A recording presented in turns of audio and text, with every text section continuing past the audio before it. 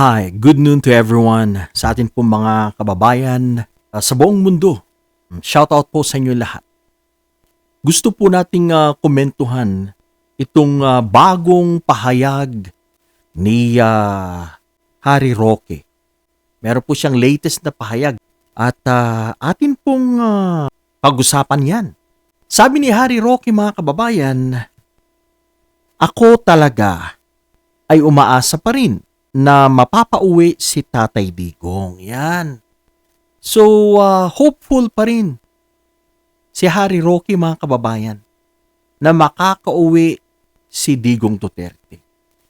Mga kababayan, ito ay isang maliwanag na panluloko, panlilinlang na naman sa mga DDS. Of course, anong i-expect mo dyan? Siguradong aasa na naman ang mga DDS. Sa ngayon po, alam po natin na alanganin na po yan.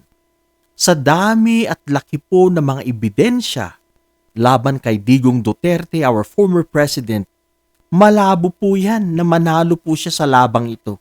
Ang lalaki po ng mga ebidensya, mga solidong ebidensya laban sa kanya.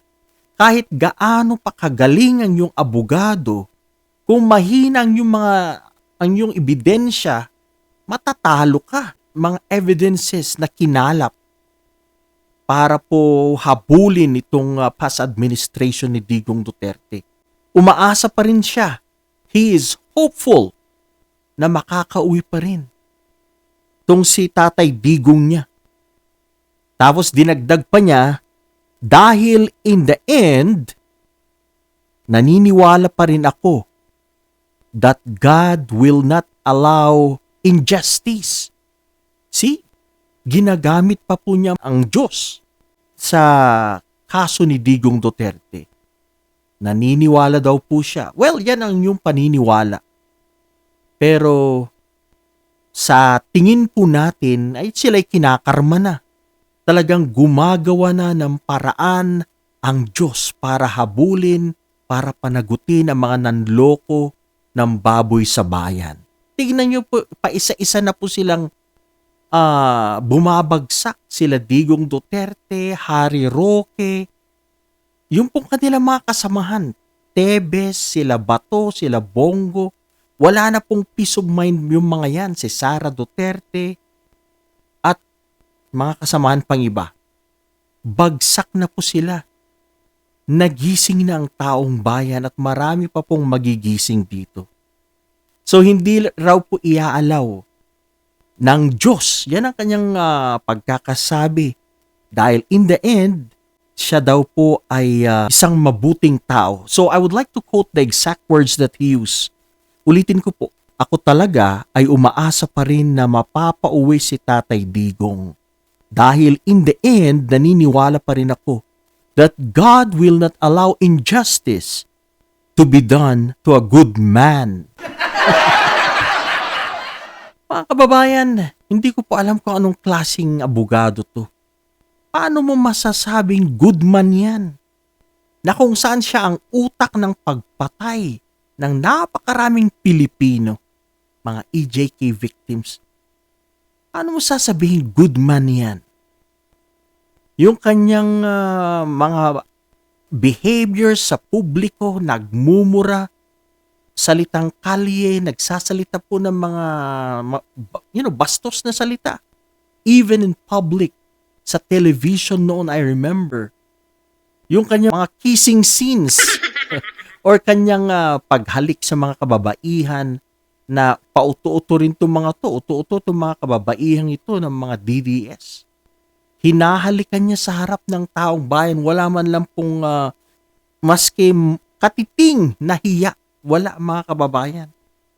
Yan ba ang good man? Marami siyang mga chicks dyan. Yan ba ang good man? Maganda bang ehemplo yan? Ano pa?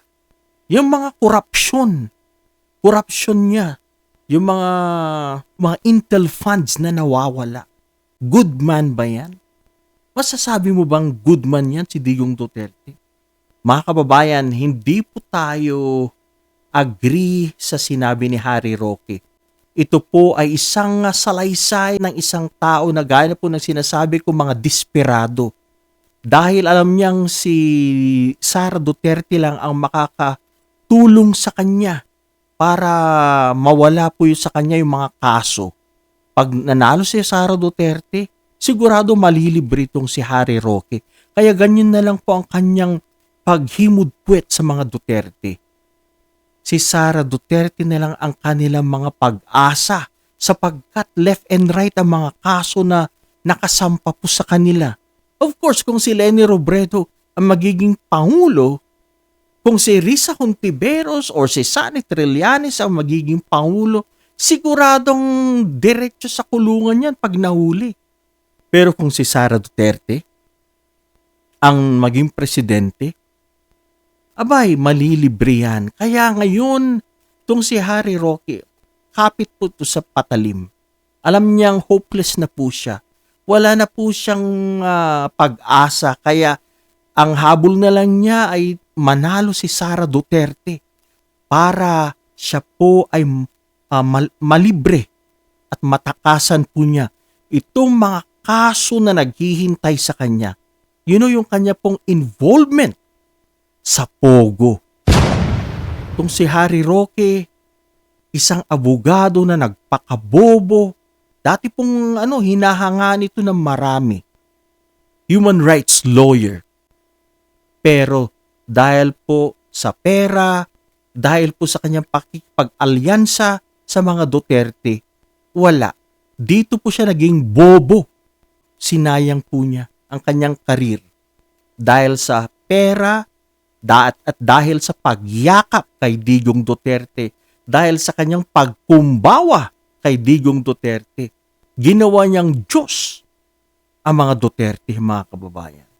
Kaya ito pong pahayag ni Harry Roque nito, katawa-tawa mga kababayan. Wala pong maniniwala dyan. Sino magsasabing good man si Duterte? At sino mag-iisip naman na hindi iaalaw ng Panginoon na that he will suffer injustice dahil he was a good man? Mga kababayan, actually nga, gumagawa na ng paraan ang Diyos. Sila ngayon ay kinakarma na.